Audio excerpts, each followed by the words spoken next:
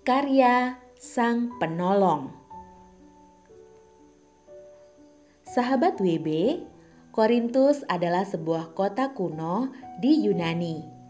Dalam banyak hal, merupakan kota metropolitan Yunani yang terkenal pada zaman Paulus. Seperti halnya banyak kota yang makmur pada masa kini, Korintus menjadi kota yang angkuh secara intelek, kaya secara materi, dan bejat secara moral.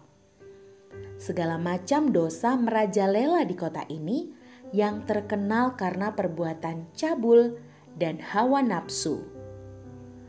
Paulus mendirikan jemaat Korintus ini selama 18 bulan pelayanannya di Korintus, yaitu pada masa perjalanan misinya yang kedua. Jemaat di Korintus terdiri dari beberapa orang Yahudi dan golongan mayoritas yang bukan Yahudi, yang dahulu menyembah berhala. Setelah Paulus meninggalkan Korintus, berbagai macam masalah timbul di dalam gereja yang masih muda itu, yang memerlukan wewenang dan pengajaran rasulinya melalui surat menyurat dan kunjungan pribadi. Namun, Paulus tidak melayani seorang diri di Korintus. Ada sepasang suami istri, yaitu Aquila dan Priscilla, yang bukan hanya tinggal bersama dengan Paulus, tetapi juga bekerja bersama sebagai tukang kemah atau pembuat tenda.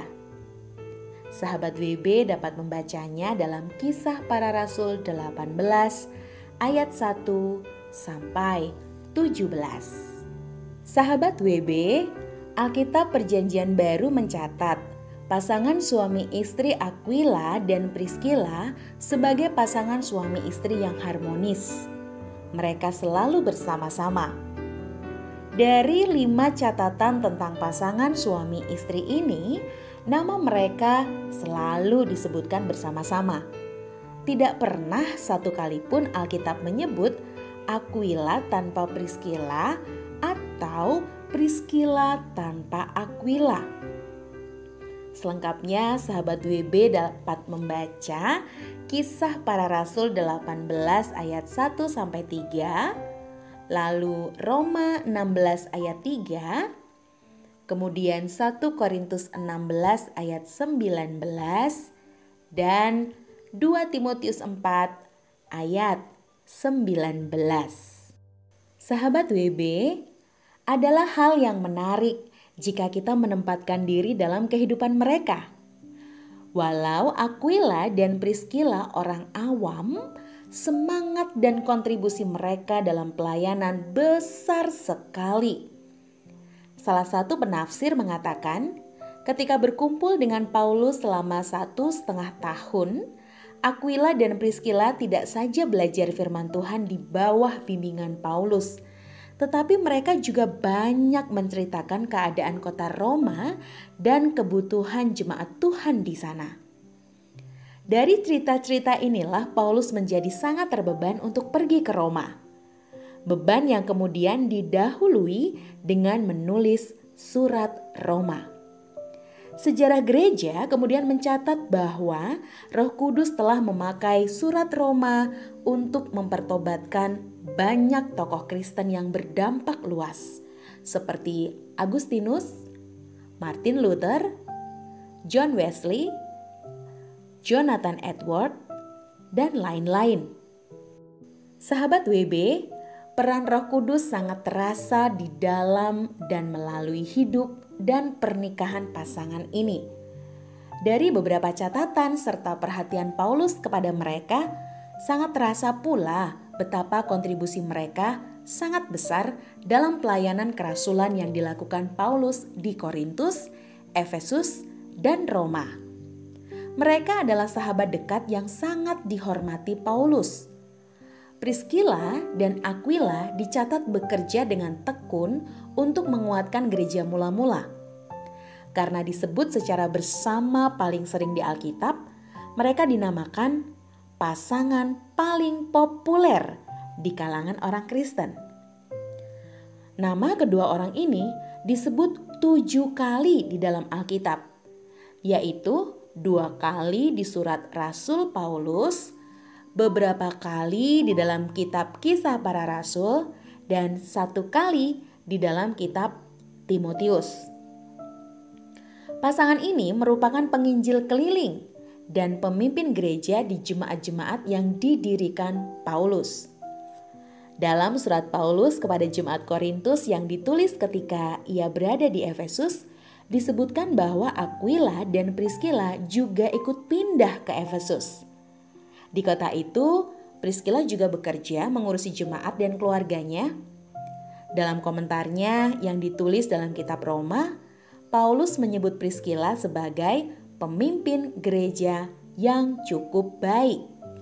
Sahabat WB, yang juga menarik, nama Priscilla atau Priska memiliki makna yang patut dimuliakan. Ternyata Roh Kudus bekerja dan memakai siapapun yang bersedia memberikan diri untuk melakukan kehendak Allah dan memenuhi panggilannya. Priscilla sebagai seorang wanita dan istri memiliki peran besar dalam menolong Aquila, bukan hanya dalam pelayanan pemberitaan Injil, namun juga dalam menjalani kehidupan sehari-hari lewat pekerjaan dan usaha mereka membuat kemah atau tenda. Dapat dibayangkan ya bahwa Priscilla adalah seorang wanita yang punya kemampuan dan kebergantungan kepada tuntunan Roh Kudus dalam perannya yang tidak mudah untuk dijalani. Sahabat WB, belajar dari seorang Priscilla, kita perlu memahami bahwa siapapun diri kita dapat dipakai Tuhan dalam kapasitas dan peran sehari-hari untuk memberitakan Injil dan memuridkan wanita-wanita lain yang hadir dalam hidup kita. Dalam konteks hidup pernikahan dan suami istri, kita dapat belajar dari pribadi Priscilla yang rendah hati dan bersedia mendukung Aquila suaminya. Dalam catatan-catatan selanjutnya, nama Priscilla cenderung ditulis di depan nama Aquila suaminya. Kecenderungan ini memiliki 2 kemungkinan penafsiran. Penafsiran yang pertama, Priscilla adalah seorang wanita Romawi yang mempunyai kedudukan yang lebih tinggi dari suaminya. Atau kemungkinan penafsiran yang kedua, Priscilla mempunyai kemampuan melayani yang lebih besar daripada suaminya, sehingga dia lebih dikenal dari suaminya. Apabila yang manapun dari kedua dugaan ini benar, ternyata kita tidak melihat adanya suatu sikap Priscilla yang sombong dan tidak lagi menghormati suaminya. Tidak ada dampak negatif pada hubungan cinta kasih di antara mereka. Sebaliknya, Alkitab juga tidak mencatat adanya iri hati yang tersembunyi di dalam diri Aquila karena kemampuan istrinya. Sebaliknya, Aquila mengucap syukur atas kelebihan istrinya itu. Lalu, hasilnya adalah pertumbuhan iman, kedewasaan rohani, pengenalan pribadi akan Tuhan, hidup yang menginspirasi, dan pelayanan yang berdampak. Sahabat WB, pertanyaan refleksinya ada 3. Yang pertama, sejauh mana Anda menyadari peran Roh Kudus dalam hidup Anda sehari-hari? Lalu yang kedua, seberapa sering Anda mengalami pertolongan Tuhan dalam hidup Anda sehari-hari? Dan yang ketiga, sadarilah kebenaran ini. Seberapa sering Anda mengalami pertolongan Tuhan, sebegitulah Anda bertumbuh sebagai seorang penolong.